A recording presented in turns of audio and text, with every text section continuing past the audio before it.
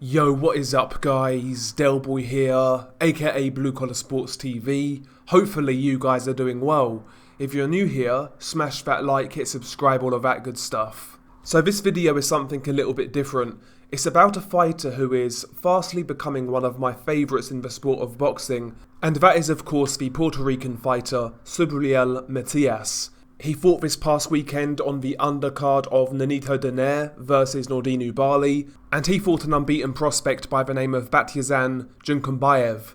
And going into that fight, Junkunbayev was unbeaten, and going in, the fight was almost viewed as like a 50-50 type of fight. It really had the hardcore fight fans excited, including myself, and during the build-up to the fight, I was really unsure on who was going to win. Eventually I sided with Matias based on the experience, based on the pressure, and that eventually was a telling factor in his fight with Junkunbayev. By the way, that was a really good fight. If you've not seen that fight, Junkunbayev versus Subriel Matias, I do recommend that you watch it. Real good slugfest. I felt Junkunbayev started really well in the first couple of rounds, but I'll be honest, after the second round, I felt the pressure of Matias was really starting to get to Junkunbayev. Junkunbayev did have the odd bit of success here and there with good single shots, but for me, the relentless pressure of Matias was just giving Junkunbayev a world of problems. Obviously, Matias dropped him in the fourth round and eventually stopped him in the eighth round. His corner pulled him out, or the doctors waved it off, one of the two. And, you know, the fight, in my opinion, was eerily similar to Subriel Matias versus Maxim Dadashev, where Junkunbayev was still competitive. He was still landing shots, he was still firing back, but he was getting hit with a lot more than he was firing back. And Matias has that weird sort of power. He's naturally very heavy-handed, but you rarely see this guy load up. Most of his punches are actually arm punches, and he's still, you know, really damaging these guys he fights. Just a naturally heavy-handed guy with a lot of volume as well. He's got that style which can really overwhelm you. He's kind of like Jarrett Hurd or Antonio Margarito, that sort of suffocating pressure. He's got a great work rate. He throws punches in bunches with heavy hands.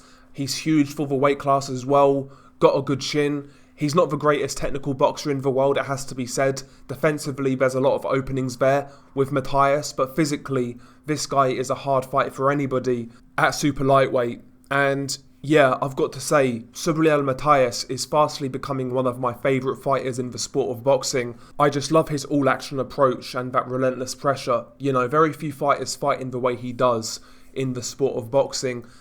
He is kind of similar to Jarrett Hurd stylistically. The only real difference I see, well, one of the main differences I see, is that pound for pound, Matias seems a lot more heavy-handed than Jarrett Hurd. You know, every single shot he hits you with, even if it's arms and gloves, it just takes it out of you because he's so heavy-handed and he throws so many punches. He's got that clubbing sort of power, not snappy power. He's not one of those guys who scores one-punch knockouts, but he's just one of those guys who delivers a sustained beating. And basically, he tries to beat the will out of you until you have nothing left. That's his style. And like I said earlier, stylistically in terms of his body mechanics, how he throws punches and whatnot, he does remind me of Jarrett Hurd. But like I said, the only real difference is pound for pound, I think Matias hits harder. But I also compared him to Margarito earlier in this video. And it's not so much in terms of how he throws punches or how he manoeuvres around the ring. What reminds me of Margarito with Matias is his presence in the ring and his aura. He's got that suffocating style, and in his fights you can see his opponents wilt round after round after round. You can see these guys he fights develop anxiety in the ring, realising they can't keep this guy off of them. And yeah, basically he just slowly mauls his opponents until they have nothing left. It's a real brutal style of fighting, and you know, I was wondering about his career after the Maxim Dadashev fight, because obviously he won that fight, we know how it turned out. Maxim Dadashev sadly passed away, and after that fight, apparently from what I've read, Subriel Matias actually had a real hard time with it, as you would do, and you know, he wasn't himself for a little while. In fact, he actually lost on the undercard of Fury and Wilder 2 to Petros Ananyan, and yeah, it's a fight in which he should not have lost, but he just wasn't in the right headspace going into that fight, and as a result he got beat. but after that he seems to have regained his focus. He's just coming off 2 wins now over unbeaten prospects in Malik Hawkins and most recently, of course, Junkumbayev, so he's back on the right track now and he's very highly ranked in the IBF. In fact, I think that fight with Junkumbayev was a semi-final eliminator, and I think he's actually in place now to fight the winner of Lewis Ritson and the Argentinian fighter Ponce. I'm not too familiar with Ponce, to be honest. I need to do a bit of research on him. But let's say Lewis Ritson beats Ponce and fights Matias in a final eliminator. I've got to be honest, if it transpires that way, I don't think Lewis Ritson has a hope in hell against Matias. I think Matias is too big, too strong, and he will punch holes in Lewis Ritson. I think that could be a brutal fight for Lewis, a one-sided fight as well. And yeah, all in all, I think Subriel Matias is one of the more dangerous contenders in the 140-pound division. I honestly believe he'll give anybody in the division a real hard fight, including Josh Taylor, Jose Ramirez, Regis Prograis. I think he'll give anybody a hard fight.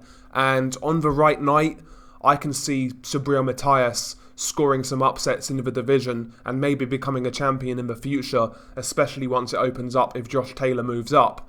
And yeah, all in all, I see Subriel Matias as one of the more underrated action fighters in the sport of boxing today. I find his style fascinating. I can't get enough of it. Honestly, I'd like to see this guy fight every week, to be honest. But yeah, he's fastly becoming one of my favourite fighters in the sport of boxing. If I were to make a top 10 list of my favourite fighters, I think Subriel Matias would definitely be in there, to tell you the truth. But yeah, all in all, this video really was just to give Subriel Matias a bit of shine. He secured a really good win this weekend, and if you haven't seen it, check out Subriel Matias versus Batriazan Junkumbayev. Real good fight, which Junkumbayev won by an 8th round stoppage. But anyway, share your thoughts below. What do you make of Matias, and how far does he get in his career in the sport of boxing? By the way, don't get it twisted. I'm not saying Matias is going to become like an all-time great or rule the division for a few years. I'm not saying anything like that. All I'm saying is this guy is a very dangerous contender, and, you know, on his day, I could see this guy causing an upset or two, and maybe even becoming a belt holder in the near future. And yeah, all in all, I just really like this guy's style, and he's one of those few fighters in boxing that actually excites me when he fights. Gets me hyped up, gets me pumped kind of thing. But yeah, shout out to Subriel Matias out of Puerto Rico. Hopefully Puerto Rico supports this dude. Fun fighter, always comes to bring it. But anyway, share your thoughts below. Been your guy Del Boy. Peace.